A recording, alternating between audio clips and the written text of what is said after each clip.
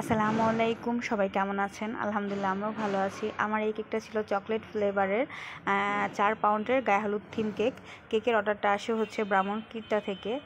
কেকের নামটা দেখে অনেকেই হয়তো ভাববেন যে এটা আবার কী নাম। তো এটা হচ্ছে ওনাদের দেওয়া নামই ছিল। এই নামের জন্যই কেকটা আমার ডেলিভারি করা হয় 2 ঘন্টা পর। বলতে গেলে কেকটা ডেলিভারি দেওয়ার কথা ছিল 5টার দিকেই, তো 5টার আগে আমার কেকটা কমপ্লিট হয়। তো ওনার এই নামটা দেখে আমি একটু হতভম্ব হই, যেহেতু এই নাম তো থাকবে না গায়ে হলুদের কেক। তো ফোন দেওয়ার পর ওনারা হচ্ছে ফোনটা রিসিভ করে না, বলতে গেলে ওনারা পার্লারে চলে গিয়েছিল, ফোন বাসায় রেখেই হয়তো।